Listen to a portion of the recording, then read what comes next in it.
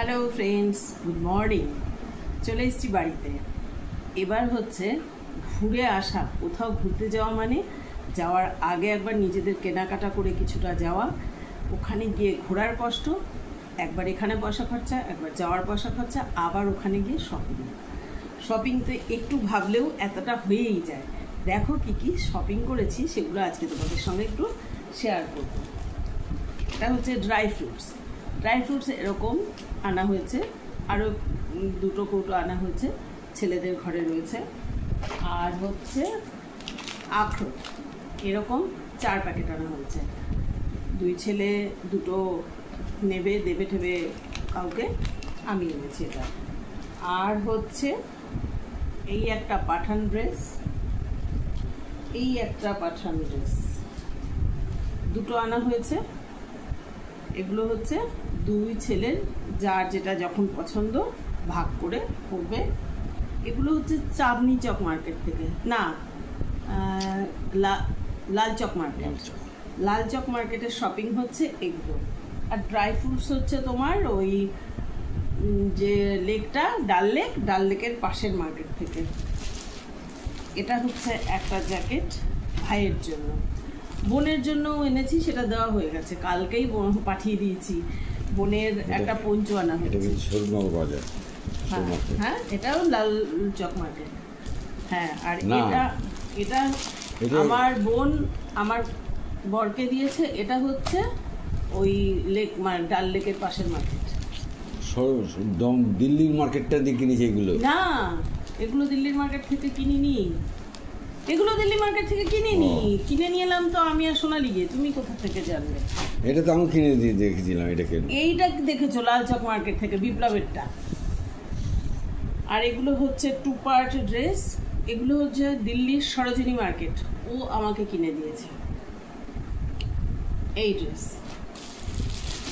আরও এরকম অনেক কিছু শপিং অনেকের জন্য করা হয়েছে। এই যে, আর সরোজিনী মার্কেটে খুব সস্তা এই টি শার্টগুলো পাচ্ছিলাম।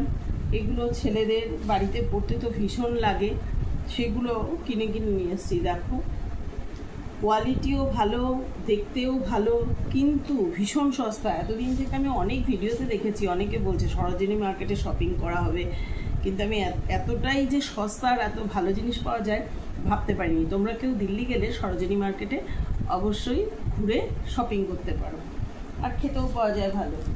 এইরকম 2 পার্ট ড্রেস আরও কিছু এনেছি। আর আমার মিষ্টি মানি, ওর কি কিনেছি, ওর জন্য কিনেছি এইগুলো, শীতে পরবে, সুন্দর সুন্দর। ওখানে খুব সুন্দর সুন্দর বাচ্চাদের এগুলো বিক্রি হচ্ছিল, এগুলো নিয়ে এসেছি। টপ খুব সুন্দর দেখতে। এই দেখো, এইগুলো নিয়ে এসেছি। শাল কাপড়ের ওপরে কাশ্মীরি স্টিচ, আবার কটনের ওপরেও প্রচুর পাওয়া যাচ্ছিল। এটা এনেছি আমার বৌমার জন্য। এই হলো, আরও নিয়ে এসেছি, দাঁড়াও। আমাকে আমার ছোট ছেলে একটা সালোয়ার কিনে দিয়েছে, সেটা যে কোথায় রয়েছে জানি না।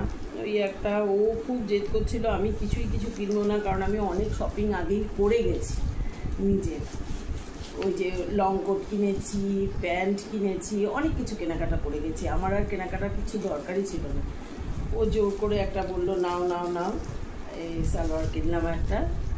এই যে আমার নাতনির জন্য এটা নিয়ে এসেছি, কি কিউট দেখতে, দেখো। আর আমার নাতনি খেলবে একটা ব্যাট। কেন?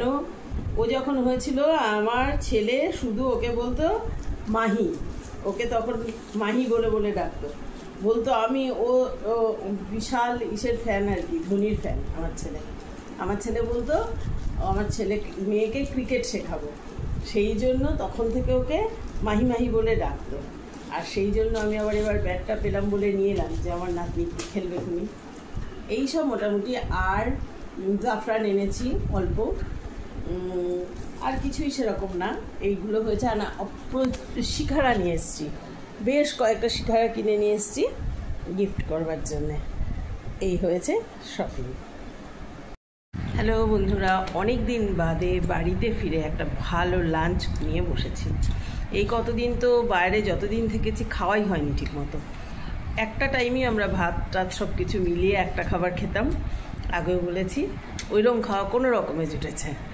আজ খুব সুন্দর একটা লাঞ্চ নিয়ে বসেছি, তোমাদের সঙ্গে শেয়ার করছি কি কি লাঞ্চ নিয়ে বসেছি আমি। দাঁড়াও। লাল শাক ভাজা, আলু পটলের শুকনো একটা তরকারি, মৌরলা মাছের ঝাল। দেখো খুব সুন্দর, এই মৌরলা মাছের ঝাল না দারুণ লাগে। আর এখানে আবার 2 পিস চিকেনও নিয়েছি। এইদিকে রয়েছে ডিমের অমলেট আর ডিম একসঙ্গে করে একটা একটু পাতলা ঝোল মতো, আর ডালও আছে সঙ্গে। হ্যালো, কেমন কি এখানে একটা মুখে ভাত বেঁধে আছে এই পাশটায়। হ্যাঁ, কিরম লাগলো লাল শাক ঠাক? লাল ভালো লাগছে। মৌরলা মাছটা আর খাও, খেয়ে দেখো কেমন হয়েছে। মৌরলা মাছটা হচ্ছে ওর ফেভারিট মাছ, আমার ভাইয়েরও খুব প্রিয় মাছ, আমারও খুব প্রিয় মাছ। আজকে আমার বড় ছেলেকেও এটাই দিয়েছি, কিন্তু বড় ছেলে যদিও খুব একটা ভালোবাসে না। খুব ভালো হয়েছে লাল শাক। লাল শাক ভালো, মৌরলা শাকটা এক্সেলেন্ট।